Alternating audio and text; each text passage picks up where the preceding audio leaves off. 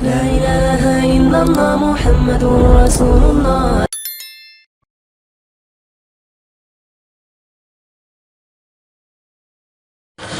আসসালামু আলাইকুম ওয়া রাহমাতুল্লাহি ওয়া বারাকাতুহু। আশা করি আপনারা সকলেই ভালো আছেন। আল্লাহ তাআলার কাছে লাখো কোটি শুকরিয়া, আলহামদুলিল্লাহ। আমি এখন যে বিষয়বস্তু নিয়ে আলোচনা করব তা হলো কুরবানি। যেসব ত্রুটি থাকলে কুরবানি হবে না। কুরবানির পশু মোটা তাজা ও দোষ ত্রুটি মুক্ত হওয়া উত্তম। নবী করিম সাল্লাল্লাহু আলাইহি ওয়াসাল্লাম স্বাস্থ্যবান পশু দিয়ে কুরবানি করতেন। আবু হুরায়রা রাদিয়াল্লাহু তাআলা আনহু থেকে বর্ণিত, নবী করিম সাল্লাল্লাহু আলাইহি ওয়াসাল্লাম যখন কুরবানি করতে চাইতেন তখন তিনি দুটি বড় মোটা তাজা শিংওয়ালা সুন্দর রঙের কাশীকৃত ভেড়া ক্রয় করতেন। ইবনে মাজাহ। কুরবানির পশুর মধ্যে দোষ ত্রুটি থাকলে কুরবানি দেওয়া যাবে না। নাম্বার 1, দৃষ্টিশক্তি না থাকা। যে পশুর 2 চোখ বা 1 চোখ পুরোপুরি অন্ধ অথবা 1/3 বেশি নষ্ট হয়েছে এমন পশু দিয়ে কুরবানি করা যাবে না। নাম্বার 2, শ্রবণ শক্তি না থাকা। নাম্বার 3, অত্যন্ত দুর্বল ও জীর্ণশীর্ণ হওয়া। নাম্বার 4, এই পরিমাণ ল্যাংড়া যে জবাইয়ের স্থান পর্যন্ত হেঁটে যেতে পারে না। যে পশু এমন খোঁড়া যে 3 পায়ের উপর ভর করে চলাচল করে, চতুর্থ পা মাটিতে স্পর্শ করে না কিংবা স্পর্শ করলেও তাতে ভর দিতে পারে না, এমন পশু দিয়ে কুরবানি করা যাবে না। তবে জবাইয়ের সময় মাটিতে শোয়াতে গিয়ে পশুর পা ভেঙে গেলে ওই পশু দিয়ে কুরবানি করা যাবে। নাম্বার 5, লেজের বেশিরভাগ অংশ কাটা। নাম্বার 6, জন্মগতভাবে কান না থাকা। নাম্বার 7, কানের বেশিরভাগ কাটা। পশুর কানের 1/3 বেশি কাটা থাকলে তা দিয়ে কুরবানি করা যাবে না। নাম্বার 8, গোড়াসহ শিং উপড়ে যাওয়া। নাম্বার 9, পাগল হওয়ার কারণে ঘাস পানি ঠিকমতো না খাওয়া। নাম্বার 10, বেশিরভাগ দাঁত না থাকা। নাম্বার 11, রোগের কারণে স্তনে দুধ শুকিয়ে যাওয়া। নাম্বার 12, ছাগলের 2টি দুধের যে কোনো একটি কাটা। নাম্বার 13, গরু বা মহিষের 4টি দুধের যে কোনো 2টি কাটা। মোট কথা, কুরবানি পশুর বড় ধরনের দোষ ত্রুটি থেকে মুক্ত হতে হবে।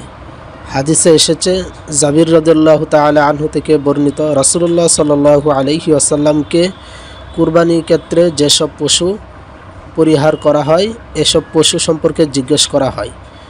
তিনি বলেছেন, 4 ধরনের পশু যা দিয়ে কুরবানি জায়েজ হবে না: অন্ধ, যার দৃষ্টিহীনতা সুস্পষ্ট রোগাক্রান্ত, যার রোগের বিষয়টি সুস্পষ্ট পঙ্গু, যার পঙ্গুত্ব সুস্পষ্ট ও আহত, যার কোনো অঙ্গ ভেঙে গেছে।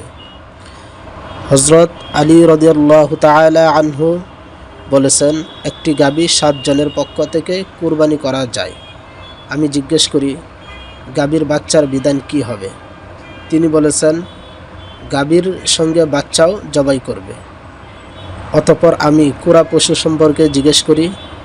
তিনি বলেছেন, যদি খুরা পশু কুরবানির স্থান পর্যন্ত হেঁটে যায় তাহলে কুরবানি করা যাবে।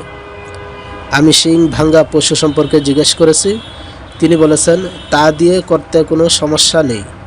মহানবী সাল্লাল্লাহু আলাইহি ওয়াসাল্লাম আমাদেরকে কুরবানির পশুর চোখ ও কান ভালোভাবে যাচাই বাছাই করার নির্দেশ দিয়েছেন। নবী করিম সাল্লাল্লাহু আলাইহি ওয়াসাল্লাম আমাদেরকে কান কাটা ও শিং ভাঙ্গা পশু দিয়ে কুরবানি করতে নিষেধ করেছেন। আমি সাঈব ইবনুল মুসাইবকে বিষয়টি বললাম। তিনি বললেন, তা হলো যে পশুর শিং অর্ধেক বা এর বেশি ভেঙে গেছে। আবু সাঈদ খুদরি রাদিয়াল্লাহু তাআলা আনহু থেকে বর্ণিত, নবী করিম সাল্লাল্লাহু আলাইহি ওয়াসাল্লাম ইরশাদ করেন যে 1/3 কম লেজ কাটা পশু দিয়ে কুরবানি করতে কোনো সমস্যা নেই।